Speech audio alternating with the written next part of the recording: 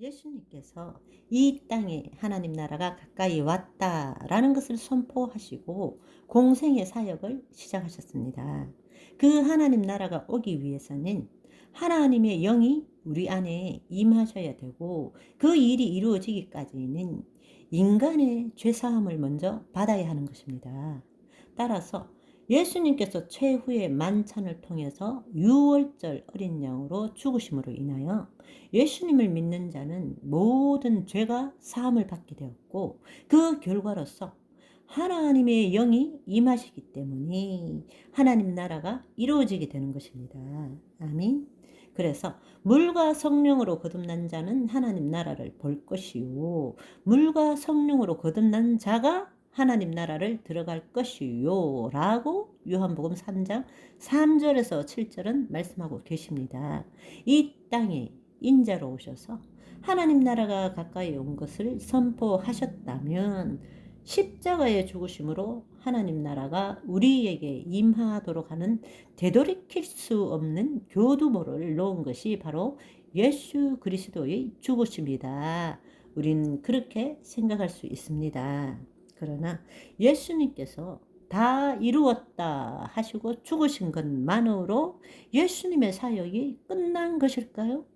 우리는 그냥 예수님이 죽으시고 부활 승천하셔서 하나님 우편에 앉아 계시고 우리에게 약속하신 보혜사 성령님을 보내주셨다. 그날이 오순절이다. 이렇게 우리는 아주 요약해서 생각하지만 사실은 그 안에는 어메이징 우리가 상상할 수 없는 놀랍고 신비로운 일들이 있었다라는 사실을 여러분들이 알기를 바라겠습니다.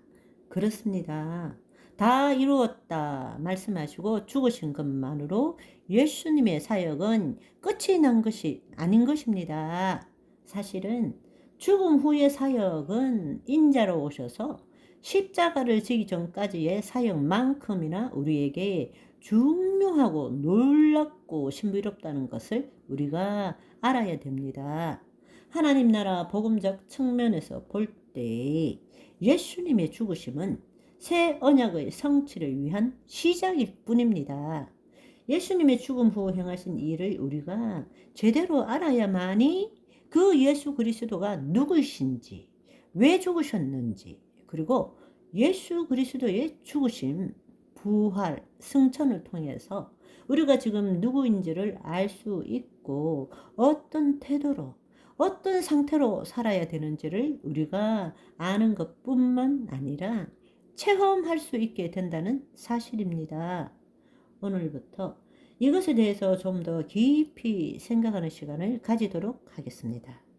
놀라운 사실은 이것을 우리가 이렇게 볼 수 있는 이유는 2000년 전 그 당시와 달리 우리는 성경을 가지고 있다는 것입니다.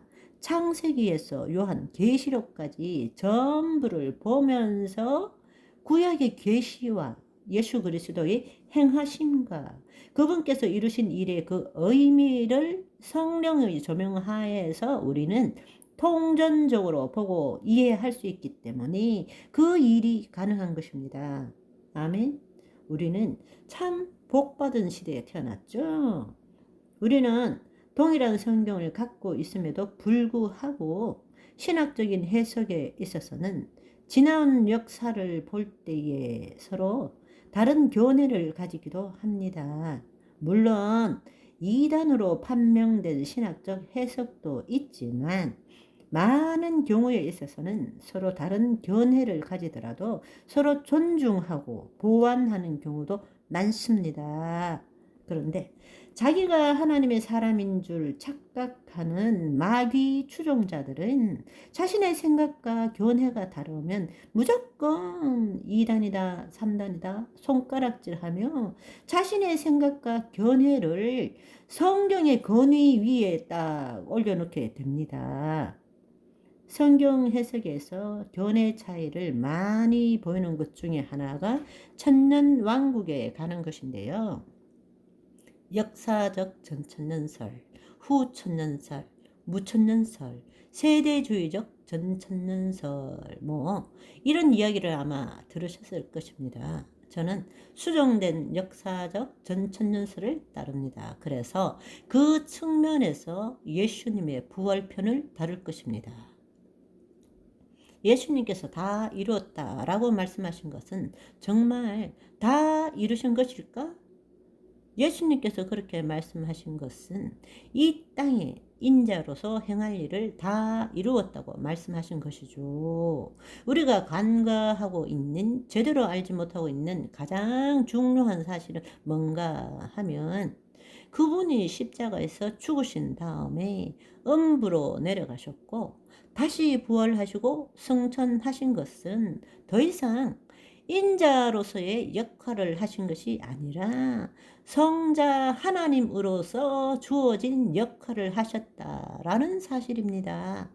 다 이루었다라고 말씀하신 것은 인자로서 이 땅에 오셔서 하나님께서 허락하신 인자의 역할을 다 이루셨다는 것이고, 죽으시고 난 다음에 부활 승천하실 때는 인자로서가 아니라 성자 하나님 삼위일체 하나님으로서 그 일을 행하셨다라는 사실입니다. 아멘. 그 사실을 우리는 기억해야 합니다. 그분은 타락한 인간의 죄를 대속하기 위해서 이 땅에 육신을 가지고 오신 것입니다. 그러나 그 일을 마치신 후에는 다시 성자 하나님으로 영원히 계시는 분이십니다. 우리는 신앙생활을 하면서 또 성경을 읽으면서 예수님은 하나님의 아들이십니다. 사실에 너무나 익숙한 나머지 그분이 바로 삼위일체 하나님이시라는 사실을 간과할 때가 너무나 많다는 것입니다. 그러나 그분은 인자로 오셨지만 다 이루신 다음에는 다시금 하나님으로서의 일들을 행하셨다는 것을 모두 아시기를 바랍니다. 아멘. 그렇다면 예수님이 죽으시고 부활 승천하신 다음에 약속하신 그 보혜사 성령님을 보내주신 오순절까지 도대체 어떤 일이 있었는지 이것은 너무나도 궁금하고 중요한 일입니다. 예수님께서 죽으신 후에는 어디로 가셨을까? 이 질문에 대한 답은 쉽지가 않습니다. 왜냐하면 각 교단마다 신학적 노선마다 다 다르기 때문입니다. 이러한 견해의 차이는 성경에서 예수님이 십자가 죽음 이후에 어디로 가셨는지에 대해서 문자적으로 정확하게 말씀하고 있지 않기 때문이기도 하고, 또 우리가 사후 세계에 대한 이해와 견해가 다르기 때문입니다. 무덤에 그냥 3일 동안 계셨나요? 이 부분에 대해서는 여러 가지 견해들이 있지만 크게 보면 두 가지 견해로 나눌 수 있습니다.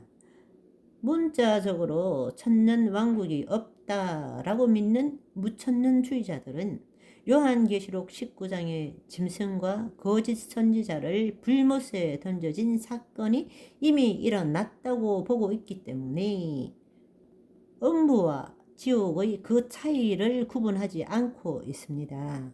그리고 예수님이 인류의 범죄와 타락으로 인해 치르셔야 했던 죄값은 십자가상에서 다 치르셨기 때문에 예수님이 죽으신 후에는 음부에 가실 필요가 없고 죽음 직후에 천국으로 바로 올라가셨다고 봅니다.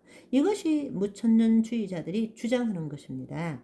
지금 이 시대가 천년왕국의 시대라고 보는 것입니다. 그러나 이 주장은 성경에 비추어 볼 때 무리한 주장이라는 것을 알 수 있습니다.